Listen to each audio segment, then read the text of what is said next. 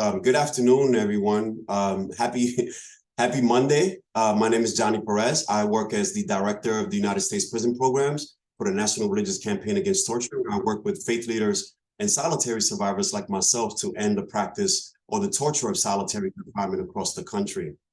Part of this webinar here, we've partnered with Worth Rises in the End the Exception campaign to look at forced labor and other related issues to the 13th Amendment in the exception clause. With that being said, I'm going to pass it over to my co-host, Daniel Rosen. Daniel, please share.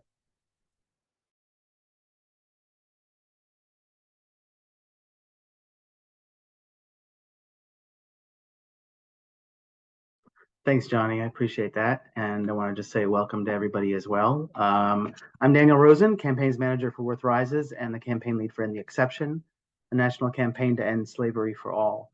Our coalition is comprised of more than 90 national organizations for End the Exception, including NRCAT, of course, also Latino Justice here today, Vera Institute, the Anti-Recidivism Coalition, the ACLU, the NAACP, Color of Change, and many other organizations. We've been working on this campaign with our congressional sponsors these past couple years to increase public consciousness around this issue and pass the Abolition Amendment.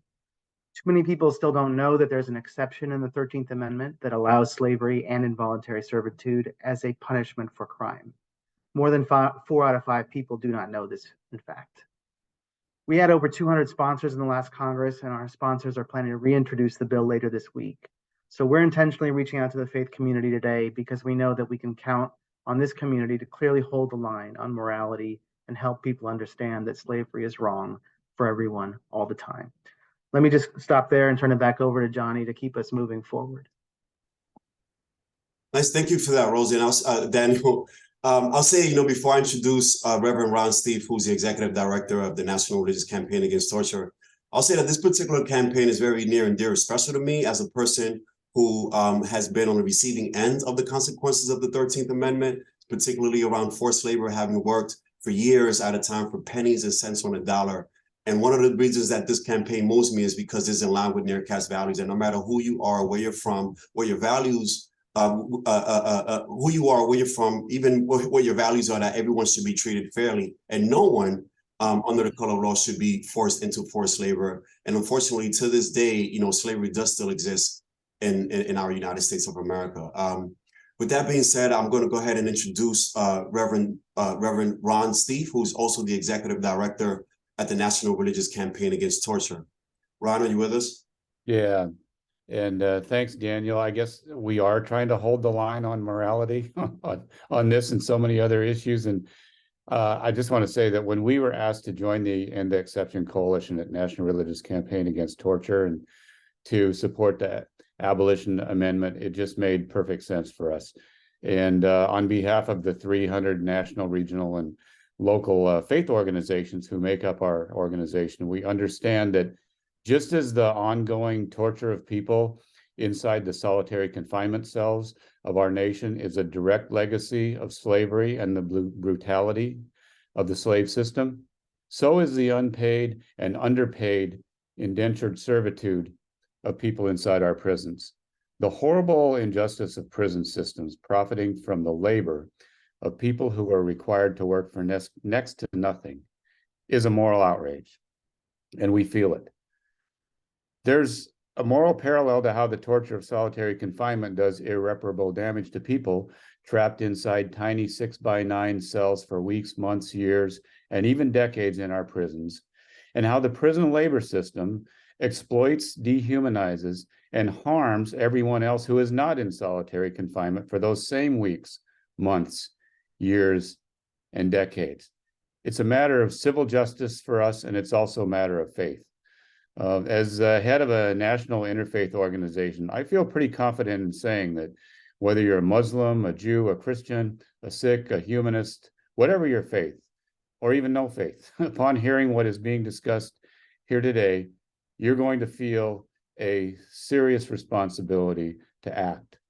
I want to pledge that this summer, NRCAT is going to take some action steps of taking this message that we're going to be discussing today to the summer National Faith Assemblies we've been invited to attend. We'll be at the National General Synod of the United Church of Christ in Indianapolis. We'll be at the Parliament of the World's Religions in Chicago this summer, which will have 10,000 people. The Islamic Society of North America's annual convention in Chicago, which has even more than that. We're going to reach thousands of people of faith with this message. Our staff and our volunteers at our literature tables, our film screenings, and our presentations will carry the message of the End the Exception campaign with us. And I hope each one of you in your own venues, in your own organizations, can join us in this. You know, a lot of times we hear people say, hey, our plates are so full, there's so much injustice to respond to. But with so many in our nation's prisons whose plates and whose commissary accounts are empty, I believe that God will reward any good work toward this campaign to end the 13th Amendment exception to slavery. That's the God that I believe in. Johnny, thanks so much for so ably representing NRCAT in this coalition and campaign, and I'll turn it back to you. Thank you for that so much, Brother Steve. Appreciate that. You know, one of the things that really drives this point home is to hear directly from the people who've been formerly incarcerated, who are currently incarcerated, people who have been on the receiving end of these legislative practices.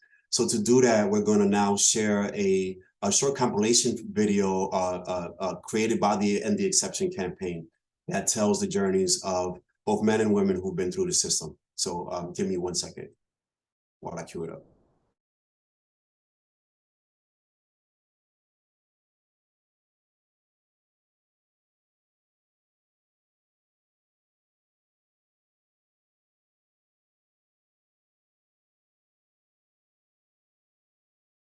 The 13th Amendment has been a letdown for many, many millions of individuals in our country.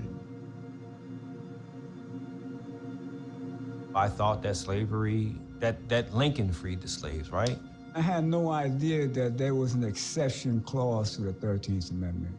I didn't think of it as a real thing. It's not like people are actually going to be enslaved.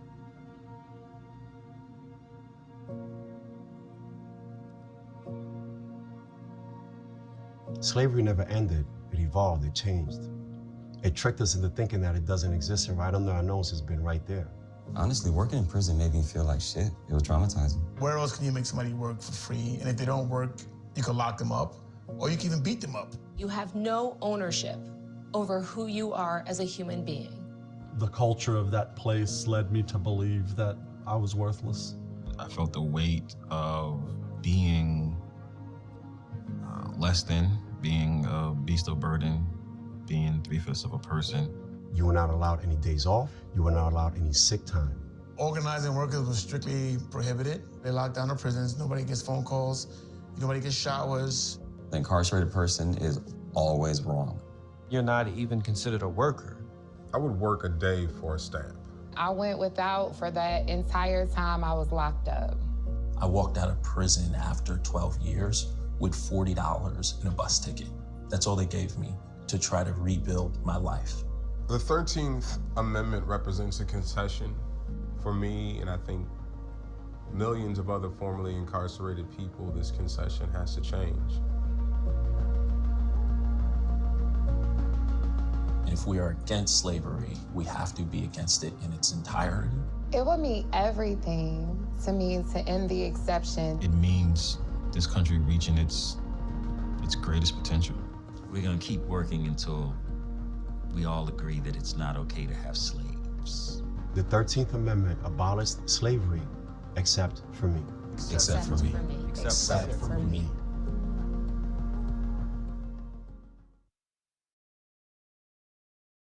And special thanks to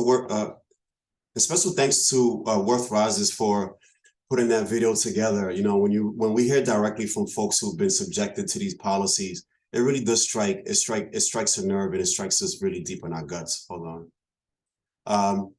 So what exactly does the bill do? Why it's needed? What is the outcome if the bill passes? We want to hear from our legislative leaders who are actually championing the bill. And to do that, I'm going to now go ahead and introduce Ms. Scott Schopp, who works as a legislative aide. Ms. Jordan Schott, legislative aide at the office of the Senator Jeff Merkley, who's one of the lead sponsors of the bill. Thanks again for your patience. Ms. Shah? Thanks so much, Johnny. I appreciate it. And thanks to Worth Rises as well for all of the advocacy on this, as the entire and the Exception Coalition.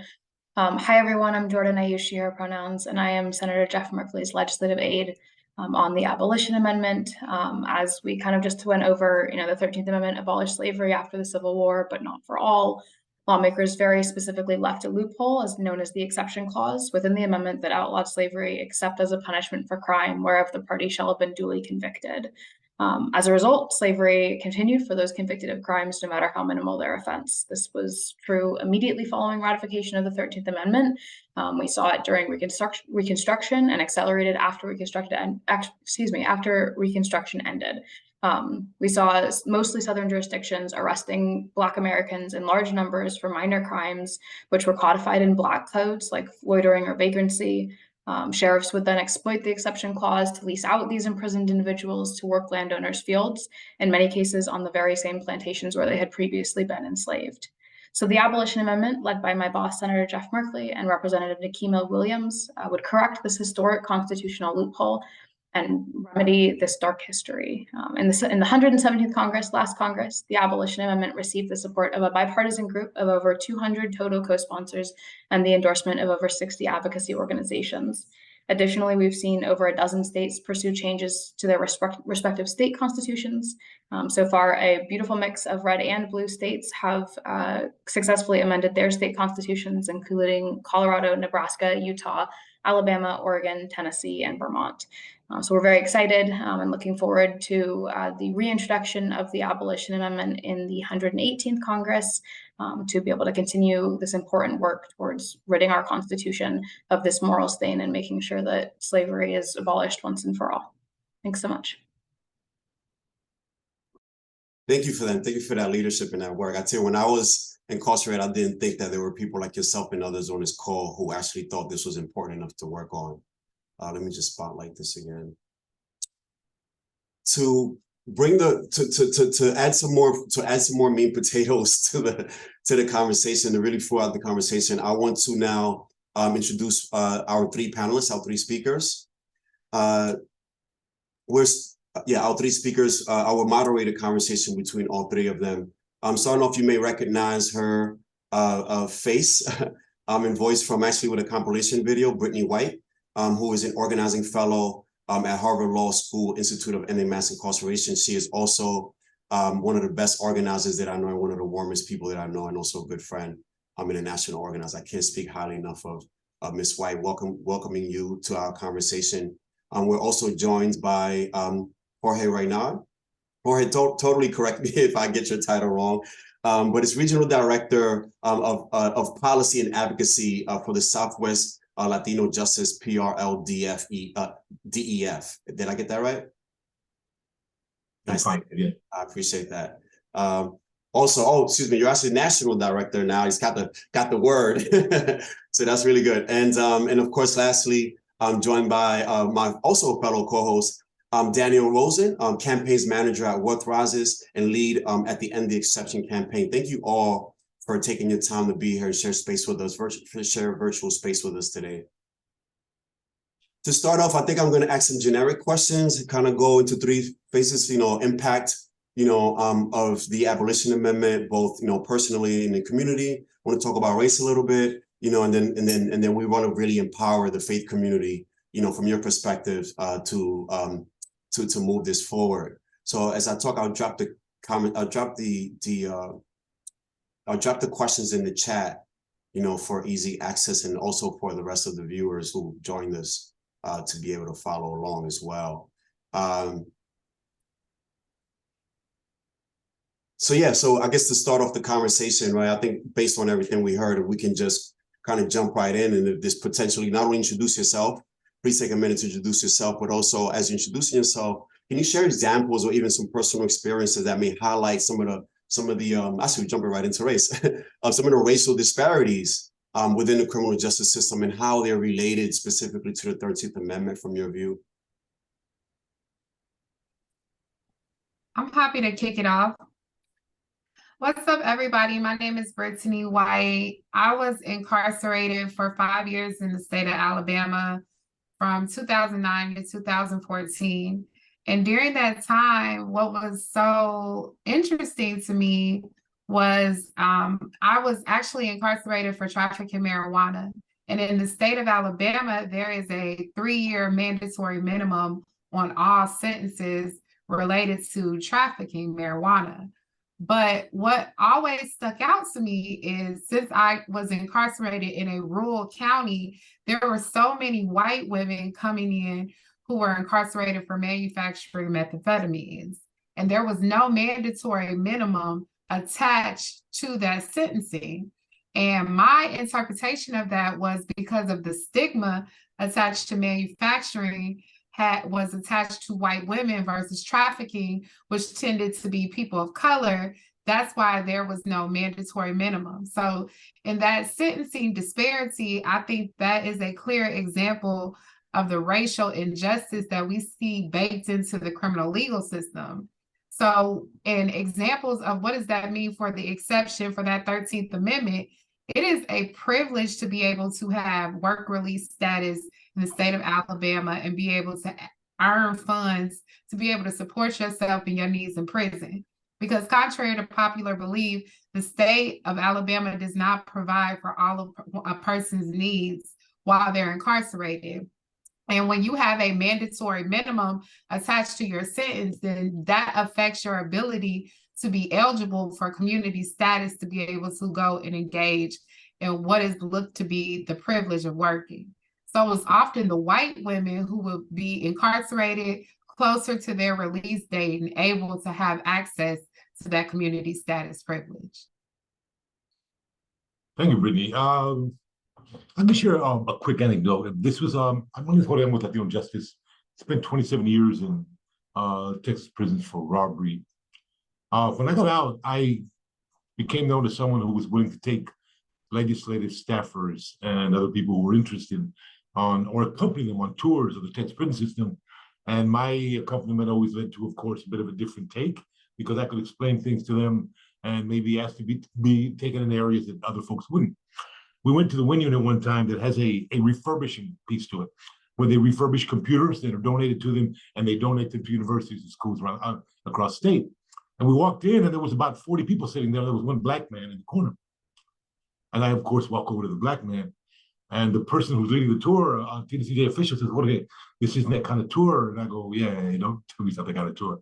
So I walk over and I talk to this guy, and I ask him, "Do you work here?" And he goes, "Yeah." And he goes, I go, how many people of color work here? He goes, "Well, there's a couple of Latinos, but I'm the only black person." So out of about, I don't know, close to 50 people who were working in jobs that would translate in the free world, right, to a somewhat of a upscale position, right, with good pay that was working around computers, they had allowed one black man to work in there, and the rest of them, of course, on that unit were either in the box factory or the mattress plant or another place that did not have this sort of training for high technology. And that's the way it is in Texas prisons, right? The people of color, the black folks, and the Latinos are relegated to the fields, are relegated to working in the kitchens, are relegated to folding underwear, and these spots that have the call for more of a business acumen, right, or something, are slotted for white people.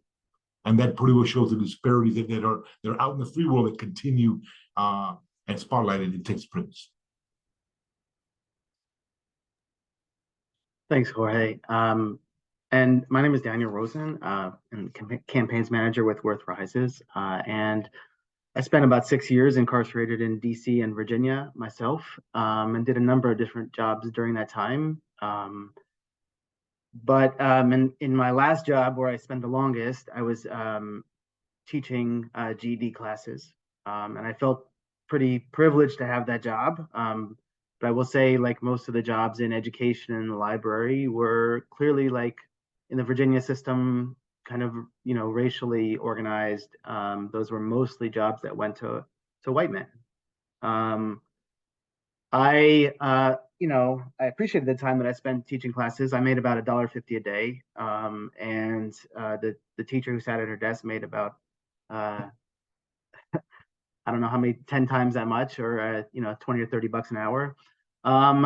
And I will say the other thing that I saw very distinctly when it came to race and jobs was that a lot of the jobs in the cell block, sweeping up, cleaning up, those were mostly Black men, and most of the jobs that were higher paying that in the furniture workshop that paid about $1 an hour, even though the prison was 75% Black and a small percentage Latino, most of the jobs, you see those guys lined up in the morning going to work in the shop.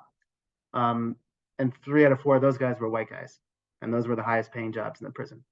And the lowest paying jobs on the cell block, the maintenance cleanup jobs, those were, again, kind of the reverse. 3 out of 4 Black men doing those jobs. So I think we saw, at least I saw in Virginia prisons, a very clear racial disparity between who got the good jobs and who got the higher paying jobs. I'll leave it there. Thank you for sharing that, everybody. Really quick, I'll say that in New York is no different than Texas, Alabama, or Virginia. And most of those jobs where people can actually gain skills or even get paid a few pennies more, also go to predominantly white folks who are in the carceral system.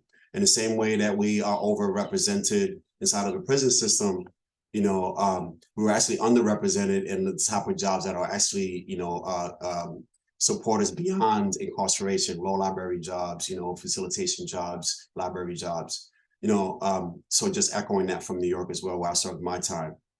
With that in mind, the second question that I have in mind, right, because I think it's sometimes kind of easy for folks to grasp the idea that, hey,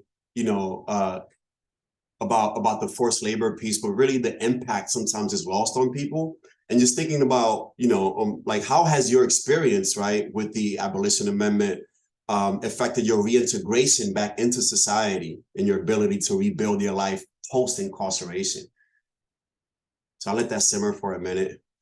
But really thinking about how the forced labor during your incarceration actually impacted your reintegration afterwards. And anybody can go ahead and take a stab and take a chance at that. Yeah, I can start. I think part of it is, as a matter of course, someone who's been in a cage is going to have you're going to carry a pretty heavy imposter syndrome with you, right? But I think being in prison, I lost quite a few jobs. I lost one job when I was a clerk at a hospital because they dragged in literally, the warden dragged in someone who they'd beaten up in Ed Seg and asked me to falsify the paperwork. And I wouldn't do that. And they took away my job and put me in the fields the next day. I've always felt that my job can be taken away from me any second for whatever reason, right? And that I have to do things for my employer, my boss, my whatever, above and beyond the things that are called for me to do, right? And of course, that's not true. They just want me to perform to the best of my ability, but I always feel like my job is going to be taken from me because, of course, in prison, they can take your job from you, any job from you, put you in the fields, put you in solitary, put you, do whatever they want with you if you're not doing what the guards tell you to do. But more than anything is, I think that, I've climbed my way up to where I am now, and yet I never feel good. I just never feel good enough. Because in prison, I was given jobs sometimes in the law library, sometimes in the library, and mostly in the field. I spent 13 years in the fields. And many of the times I was in the fields, again, it was because I was moved out from a job that I had worked my way into, right? But they were taken away from me just like that. So I just never feel that I'm good enough at whatever it is that I'm doing. And again, even though I think that's part of the natural outgrowth of just being in prison, it's made 100 times worse by the fact of my experience being told that nothing you have is yours, no matter what you do to put into it. You haven't really earned it. We have given this to you, right? Because you've acted in a way that we want you to act, but we can take it away. That's what I mean. Something before we hear from others, I appreciate that response and the courage and the honesty in that response, because what does it mean when we force someone into labor for cheap pennies on a dollar, right? Horrible conditions, no days off. It sends this message that you're worthless, that you're property. And what happens after you do that year after year after year after year, and then you come out, it doesn't just reverse like that. So like what you're naming is like consequences that are not necessarily tangible, like are really alive in our bodies and our minds. So I appreciate you sharing that. Others?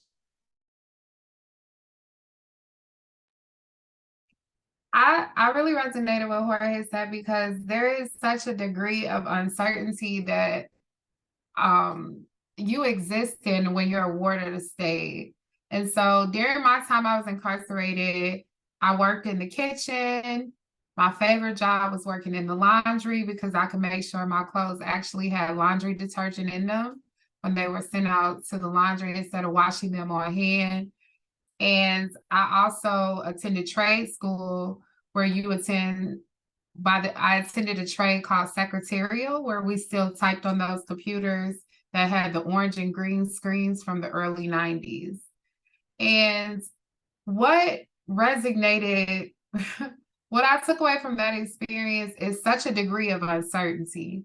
Like I said before, working in the laundry was my favorite job. What people who have never been incarcerated should understand is that prison is so much about routine, that once you establish a routine, this is what helps time to pass and you to get through the day. And what often felt violent is that once I had established a routine, it would just be changed without any notice or any autonomy, any avenue for me to advocate. Why? You're no longer in laundry now, you're in the kitchen. Well, why am I in the kitchen? There was no process or protocols or systems for me to be able to articulate any objection. And that's what would happen to me so often is I would move to a different camp and I would begin to feel settled, as if I could make it through this experience. And then in the middle of the night, an officer would beat on my bed and I would be moved to a different camp and have to completely reestablish myself, lose so many of my possessions, because you can only take so many different items with you when you move different camps. And so that constant interruption, that constant ability to feel like what's going to happen now, it's a monkey that continues to exist on my back, that when I become settled and established in life, I anticipate some type of destruction or some type of interruption to come throw me off of my balance, because it repeatedly happens to me across my incarceration. Yeah, and thanks for that, Britt. I think I would say, it's really common feeling amongst a lot of people who have been incarcerated, I think, and myself included, when the rug can be pulled out from under you, as it often is when you're inside. You learn to treat life that way and approach life that way, that you don't believe anything until it actually happens. And I was like you, moved in the middle of the night a couple of times. Just, hey, pack your stuff, you're moving. And even with jobs, I think I saw the same thing. During COVID, a number of us were told, hey, you're going to work in the kitchen. We need a crew. The whole crew came down sick. So a bunch of you going to work in the kitchen. It wasn't asked of us. There wasn't any question. I mean, it was understood that if they told you you're going to work, you're going to work. People inside don't have the ability to disobey a direct order from a correctional officer. And we used to even use that as a joke, property of the state. When something happened to you that you didn't like, we'd just joke about it, because that's all we could do with each other, property of the state. And that's a real thing. And like you said, we want people to come out better. We want people to come out and rejoin their communities and be productive. But that's not what we're giving them inside. And I think for us to do that, work has to be voluntary, and it has to be rehabilitated, and it has to be dignified. And if we just keep beating people down through labor inside, I just don't think we can expect people to come out and be who we want, as neighbors, and who we want in our communities, and who we want, people to be for their own sake of their own dignity. Thank you for that, everybody. A mentor of mine used to say, we are out of mind's inventory and property of the correctional system. We even have a serial number. You're warehoused for years at a time. You're moved against your will, and this idea that you have absolutely no choice except to accept whatever's being bestowed on you, and don't ever fight back, or else you end up in places like solitary and even worse places, right? Speaking of that impact, and I'll tell you, an hour goes so fast. But this next question, right, when we talk about this impact, right, from your perspective, and everyone can jump in first, but what impact do you believe, right, this, passing the amendment, like would have on the lives of individuals that are currently there now? I'm just thinking about what is the impact that, a legislation of this magnitude can actually have in the real lives of currently incarcerated and even formerly incarcerated people. Yep, I'm happy to kick this off. In preparation for this panel today, I went and refreshed myself on the work release policies and with the Alabama Department of Corrections, where I was incarcerated, because I was released in 2014 and I have tried to distance myself from some of those memories. So I just wanted to make sure I was speaking with accurate information.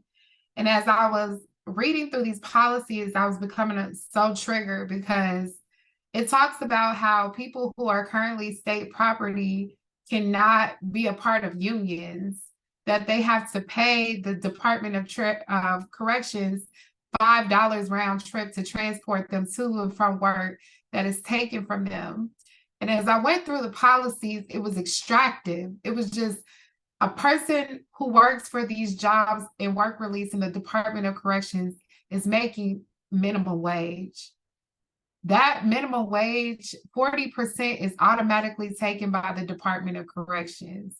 Then you add the van rides on top of that. Then you add in the policies that these people can only work very menial jobs that are not attractive to most people free in society, that they can't be a part of a labor union, which could advocate for better conditions of those jobs. And it is just the most unattractive circumstances that you could ask a person to work in. And often in times, because people know that you are incarcerated in that work environment, you are not treated well. You are taken advantage of, you're exploited.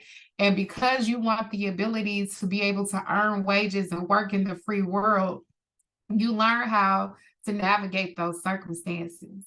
And it was coming into the movement that I learned about dignity, and I learned about what it meant to have power with people instead of power over. Nobody deserves to be bullied. Nobody deserves to be extractive. Nobody deserves to be collateral for capitalism so other folks can be rich and thrive off of their pain.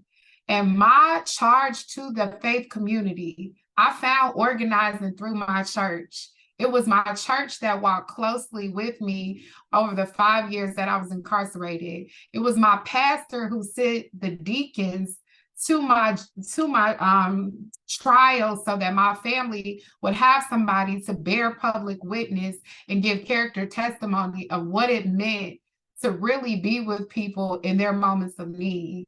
And I just believe through my Christian identity that we will all give count for how we treated people who were lowly, who were incarcerated, and who have been forsaken. And I'm just really asking that our moral consciousness be awakened so that people can have dignity and hope. For folks who may not ever get to come out of those walls, that they can still be treated with dignity. Thank you for that, Britt. Others?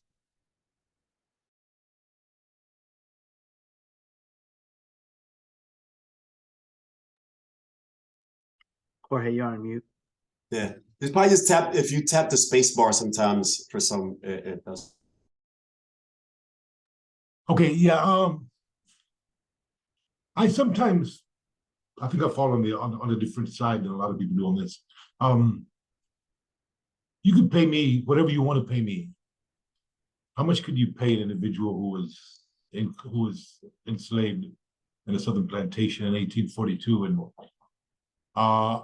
yeah, I'm on a panel right now. Yeah, sorry. Right, and have them be okay. Have them be okay. This is not about a pay issue for me. Okay. Texas is one of the few states that didn't pay a penny, right? I think Alabama's one too, right? But Texas didn't pay anything at all. 27 years, never got anything when I got out, but a bus ticket, right? With me, it was the affirmation of me being worthy of whatever it was that I've been trying to do before, of me being a communicator, of me being someone who had skills that about the only way that you could affirm your worth was inside was in something that you were able to share with others or assist others or something. There was nothing in there that if I knew that anything that I had worked my way into could be snatched away from me, there was no way for me to affirm my worth, my dignity, my meaning, my whatever. You know, I was a writer. I am a writer. I'm a communicator that I could use as a way to say I am a person, right? You could give me whatever you want. You could pay me all the money you wanted if what I was doing was washing pots and pans or folding clothes when they wanted me to do that, right? Especially when we know that the states can turn around and find a way to take most of that money and give it back, give it to victim services, to whatever they want. I mean, you know, I'm not going to get $50 an hour. I'm going to end up still getting $1 an hour. I mean, let's be honest about that. So with me, it was the being able to work my way into a position or find a position that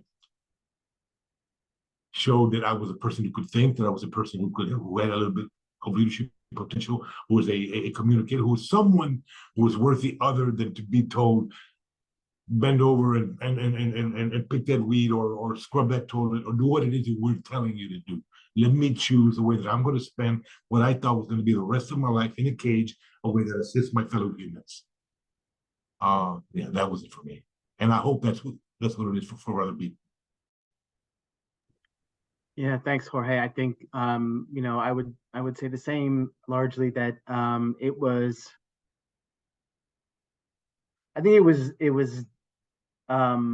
dehumanizing to know that you were working full time and that you still couldn't afford the basic needs, the basic necessities of life. And 70% of people in prison say they cannot afford the basic necessities of life. That's according to the ACLU. And to just know then that you're either going to go without, or you had to go to your people outside and ask them, you know, can they again send you some money, because you know, you're working full time and you still can't afford the basics. And so I think that does something to a person over time, over months and years, that takes something away from your soul, you know. And I think you know, for those of us who have been in that position, it's not something that makes it easy to come back to the world. You're ill prepared for most people skills wise, but you're also ill prepared from a standpoint of your you know, from an emotional standpoint, from a spiritual standpoint. And I will say, you know, my faith and my faith community also provided important support while I was inside and now that I'm out. But it was really one of the very few places that gave that kind of support. And I relied on chaplains of every faith, you know, whatever was available really, when I was inside. I'll leave it there. I know we're a little short on time, Johnny, but I appreciate the questions for sure. Yeah, thank you for that. These are all heartfelt, and I tell you, an hour just goes so fast, and we can talk about this for like at least another day. You know, you mentioned the faith community, and actually yourself also, Brittany, talked about faith community. And one of the things that I really appreciate the work that I do and the people that I work with is exactly just that, working with faith leaders. Why? Because I believe that faith leaders are uniquely positioned to hold our legislators morally accountable and frankly, like, protect the very moral fabric of our society. Hence why I chose to work for, you know, a faith-based organization. So how are the ways that the faith community can engage and get involved and things like that? And for that, we're actually going to bring up Bianca Tylek, who is the executive director of Worth Rises, to talk a little bit about that. And I'm actually going to set her up with a question.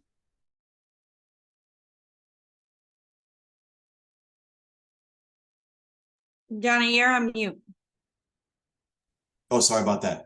No, thank you. And thank you to the panelists. We definitely wanted you to come back and say at least one last way of how folks can get involved with you at the end here.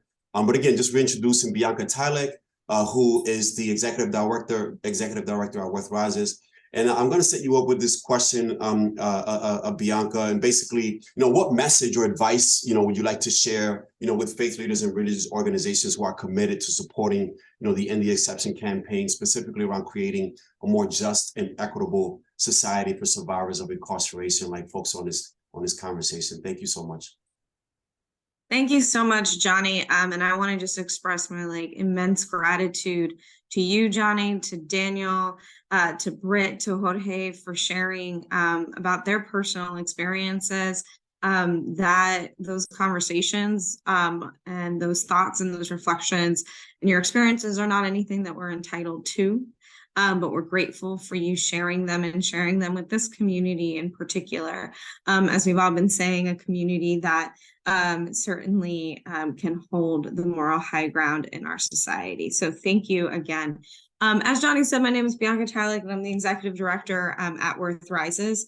We're an organization that is working to dismantle the prison industry and end the exploitation of people who are incarcerated and their loved ones. And so it's no surprise that we are deep in this fight to end prison slavery, to end the vestige and legacy of slavery in our carceral system and the abuse and exploitation of incarcerated people and their labor. We're really grateful to NRCAT for hosting this webinar today and for their partnership on this campaign, and for all of you who are here. What we wanted to have this conversation ahead of the introduction or reintroduction of the Abolition Amendment. The Abolition Amendment, as you heard earlier, right, would be the 28th Amendment to the U.S. Constitution. Very straightforward language that simply reads, neither slavery nor involuntary servitude may be imposed as punishment for a crime. And we're looking for faith leaders in the faith community to make their voices heard on this issue. I think we all know, as several of us have said, what brings us here is that we believe that slavery is wrong for everyone, everywhere, all the time. And that idea, and the idea that slavery still exists in our Constitution should really disturb us and move us to action. And so if you are moved to action after this conversation, here are a few ways that you can get involved with the End the Exception campaign. First, we would encourage you to please visit endtheexception.com. There, you can learn more about the campaign, immediately take action to contact your own legislator. And then we encourage you to share that resource, endtheexception.com, with all your networks. If you have a parish, a church community that you email, communicate with, sending out endtheexception.com and encouraging them to take action so that they can email, call, tweet, or however they want to contact their elected leaders. They can do that through the website in a really, really quick way, just 60 seconds form to fill out that helps them do that. Second, we encourage everyone to please use our social media toolkit to lift up this issue as we introduce the bill in the next couple of days. There are a number of different types of graphics, videos, and other things that we have that you can share, a sample copy, to help you raise up the issue of slavery, educate your supporters, your followers, your community, and get them to take action. Thirdly, we would ask, if you are moved and you represent an organization or a parish or church, to sign on to our congressional sign-on letter, which is a letter that we are sending to leadership in both the House and the Senate, expressing our support for the bill. We have over 90 organizations that are currently signed on, and we are always collecting additional signatures. And then lastly, if you'd like to get more involved in the campaign, then we invite you to join our coalition. As I said, we have a coalition of over 90 organizations across the country that are fighting to end the exception in the 13th Amendment. And we welcome new party partners all the time. And so if you are interested in joining that coalition, please reach out to either Daniel Rosen or Johnny Perez, the host of this call, to do that. And with that, I'll turn it back over to Johnny and be here in case you have any questions. Nice. Thank you so much for that, Bianca. Thank you. And also thank you to the panelists. I'll totally be coming back to you all. I want to take a moment now to just open it up for Q&A questions. If you join this call, not only am I grateful that you all joined this call, but also want to make sure that you leave with enough clarity. So please drop any questions in the chat, or you can also just unmute yourself, and ask any questions that you have of any of the panelists. or any of the folks that's spoken on this in this conversation whatsoever, we can take a moment to do that now, or you can also just drop the question in the chat if that's more comfortable for you as well. I see some familiar faces in the guest room, so I'm glad to see some repeat folks coming back to our webinars. We'll take a minute to let the juices flow. And I do have some more prompts here in the event there are no questions. Any questions, y'all?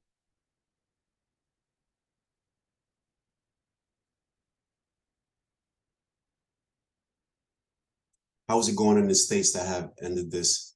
Yeah, I'll direct that question to either Daniel or Bianca. If you can talk a little bit about the state, some of the state efforts, and then of course in comparison to the federal, but the questions in the comments. Thank you so much. Sure.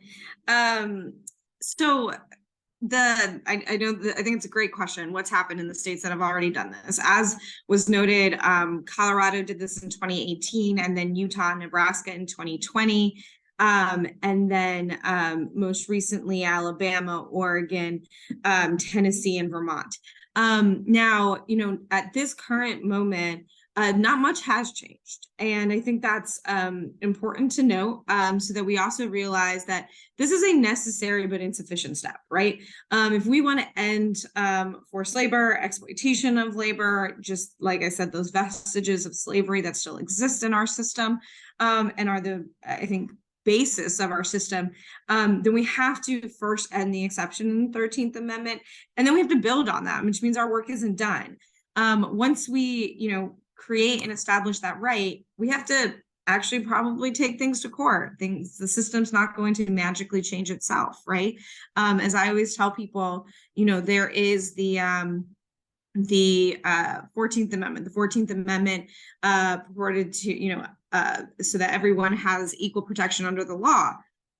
What does that mean? Well, we've been arguing it in the courts for 150 odd years, right? The reality is that precedent for a very long time is going to be establishing what that means. And the courts have never actually truly defined slavery. And so we're moving towards that. Colorado just saw its very first case based on that 2018 amendment. And we expect additional court cases coming in all these other states and future actions, including legislation. And I'll just mention, there's also a whole package of legislation that was introduced by Senator Booker in the federal system that would increase wages and create other labor protections. And so what that really, is doing is it's building on this idea of let's end slavery. And then as we do that, we'll need to pass additional pieces of legislation or, pursue through court cases to open, to actually see that amendment take full effect.